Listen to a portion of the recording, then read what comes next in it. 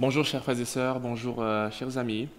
C'est une joie pour moi de vous retrouver, comme à chaque fois, au travers de ces petits messages de milieu de semaine afin de laisser la parole de Dieu nous encourager encore. J'aime bien prendre ce temps pour pouvoir aborder certaines thématiques qu'on n'a pas forcément le temps d'aborder le dimanche ou juste pour vous donner une petite parole d'encouragement durant la semaine.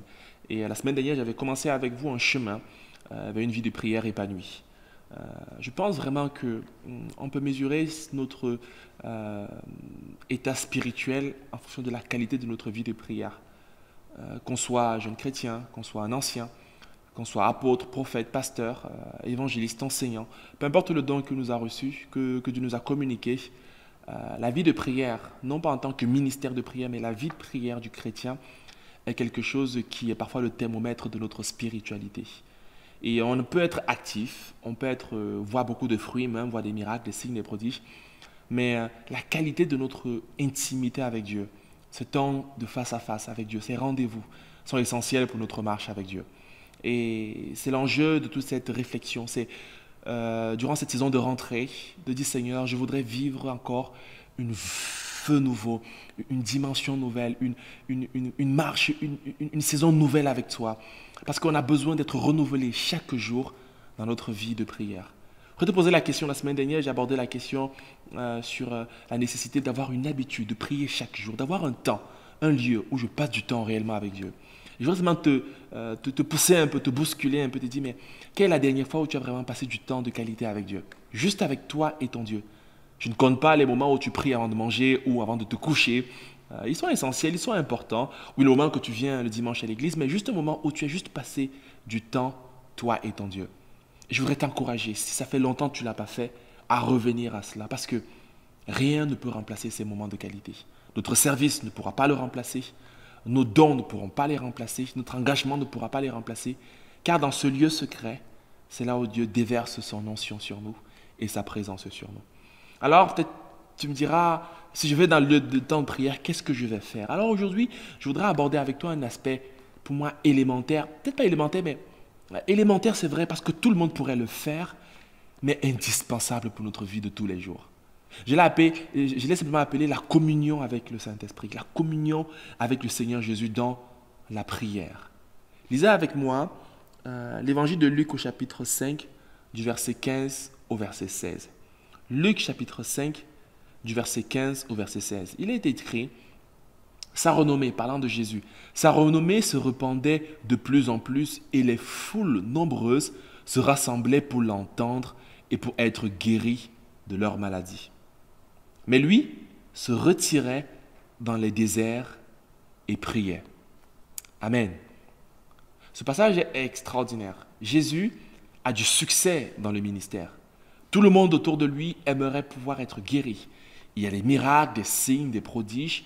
Il vit une croissance que toute Église aimerait voir. Vivre, à savoir toutes les foules de sa ville et de sa communauté, recevoir l'Évangile. On aimerait vivre cela. J'aimerais vivre cela pour notre communauté. De voir des gens qui ne connaissent pas Dieu, nombreux, venus de tous les coins de l'Essonne et même au-delà, toucher et recevoir Jésus dans leur cœur et être guéris de leur maladie. Qui n'aimerait pas vivre cela? Et on n'aimerait pas que cela s'arrête. Mais Jésus, il nous a dit, se retirait dans les déserts et priait. Alors toi qui sers Dieu depuis un certain temps, peut-être ça fait tellement de temps que tu sers à, je ne sais pas, à la sono, à la vidéo, peut-être même à l'école du dimanche, peut-être tu sers à la louange, peut-être tu sers avec les jeunes, peu importe dans le service dans lequel tu sers, et je bénis Dieu pour ton service. Parce que je crois que l'Église est en vie lorsque chacun se lève et se met en mouvement pour qu'elle puisse avancer.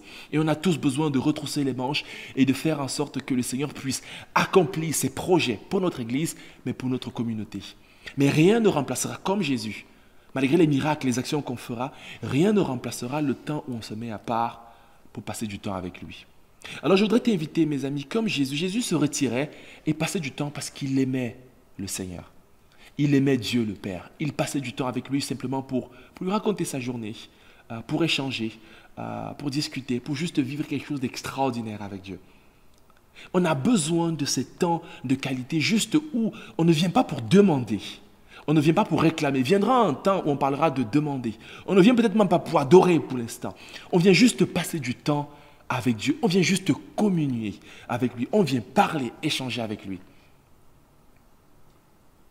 je vais vous révéler peut-être un secret concernant le mariage et le couple. Il y a une étude qui est sortie au Canada qui racontait qu'on a fait une étude entre deux couples qui posaient un certain type de questions lorsqu'ils rentraient en fin de journée. En fin de journée, il y a certains qui posaient la question, vas-y, raconte-moi juste ta journée. Et d'autres qui posaient la question, comment était ta journée? Ils disaient, était bien, était pas bien. Donc des réponses assez binaires. Oui, non. Comment tu vas? Bien. Comment était ta journée? Très bien. Difficile. Et on a fait une étude de ceux qui posaient des questions de telle façon-là et d'autres qui posaient des questions, vas-y, raconte-moi ta journée. Et il racontait comment est-ce que c'était compliqué au boulot avec son employeur, comment est-ce que son collègue vit une saison difficile dans sa vie, comment est-ce que ses clients l'ont rendu la vie difficile. Le simple fait de déverser sa journée, ces études, ce sont des études sociologiques, ce ne sont pas du tout spirituelles, ces études ont montré que ceux qui racontaient et qui discutaient et qui parlaient ainsi avaient un couple beaucoup plus épanoui. Et le taux de divorce était beaucoup plus faible. Parce que, qu'est-ce qu'ils faisaient? Ils communiaient ensemble, ils discutaient. Et c'est peut-être un des secrets pour vivre un couple épanoui, c'est de parler ensemble. Ça ne veut pas simplement dire d'avoir la communication, parce que ça veut simplement dire, je raconte, j'ai un vis-à-vis avec qui je peux tout, parler de tout. Et mes amis, lorsqu'on parle de tout, écoutons. Parce que parfois, nous, pendant qu'on parle, on a le téléphone à main, on fait tellement d'autres choses. Mais développons ce temps de qualité où on écoute notre épouse raconter sa journée. Alors, notre couple va être certainement transformé. Et bien, de la même manière, mes amis, lorsque nous rentrons en fin de journée, prenons le temps de parler avec Jésus. Racontons-lui notre journée. Racontons-lui, Seigneur, c'est tellement difficile en ce moment, j'ai du mal à prier. Raconte-lui simplement comment est-ce que tu vis ta semaine, comment est-ce que c'est compliqué avec tes parents, avec tes amis, comment est-ce que tu es peut-être incompris, tu subis des injustices. Ce n'est pas forcément un moment où du Seigneur bénis, bénis. C'est juste, Seigneur, j'ai besoin de te raconter ma journée. J'ai besoin simplement que tu m'écoutes. Communion avec Dieu, c'est penser à lui, c'est s'adresser à lui comme s'il était juste en face de moi, dans ma chambre. C'est simplement aussi avoir des moments juste avec moi et lui où je peux lui parler de mes doutes. Seigneur, je ne sais pas si j'y arriverai par rapport à ce nouveau boulot. Seigneur, tu me parles de témoigner, tu me parles d'étudier la Bible. J'arrive pas, c'est compliqué.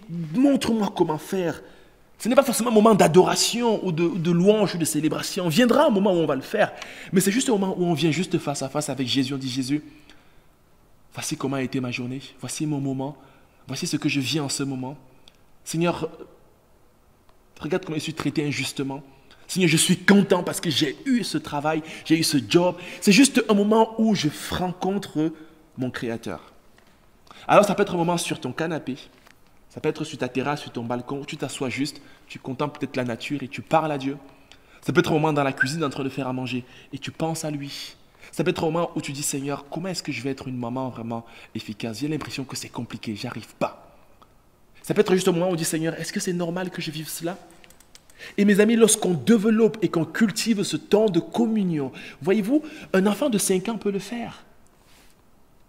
Un enfant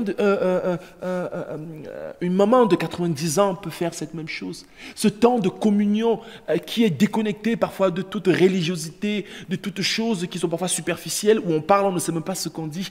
Mais c'est juste un moment où on rencontre notre plus grand confident. Lorsqu'on le fait, Jésus devient notre ami. Jésus devient notre confident. Jésus devient celui à qui on peut tout dire lorsque personne ne peut nous entendre. Jésus devient cet ami, ce consolateur. Et Jésus, on peut venir pleurer dans sa présence. On peut venir sauter dans sa présence. On peut venir simplement raconter tel que nous sommes. On peut être transparent devant Dieu. On peut lui parler de nos tentations. Peut-être à toi qui es tenté par la pornographie, par la masturbation, on peut être dit, Seigneur, c'est difficile, aide-moi, je ne sais pas comment faire. C'est important de développer tous les jours, régulièrement, ce temps à part avec le Seigneur. Parce que quand tu vas le faire, alors parfois il viendra simplement te faire ressentir sa présence. Et tu sentiras sa présence de manière palpable et de manière réelle dans ta chambre, dans ton salon, dans ta cuisine, dans ton jardin, dans ta maison, dans ta chambre haute. Tu sentiras sa présence. Mais bien plus, peut-être il te parlera, il te dira, agis de telle façon ou de telle manière. Il te dira, cette décision que tu veux prendre n'est pas bonne.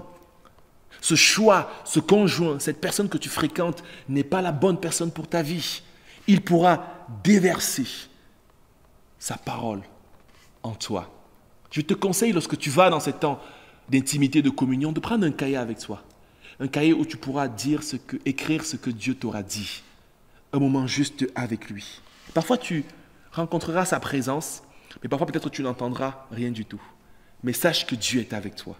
Parce qu'il a dit, si tu veux l'invoquer, entre dans ta chambre, ferme la porte, ton Dieu qui est là t'écoute et prie.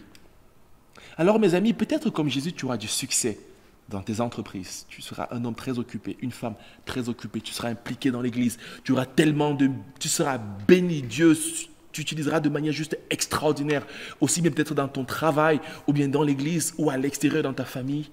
Mais comme Jésus, apprends à te retirer à part pour communier avec ton Père qui est dans les cieux.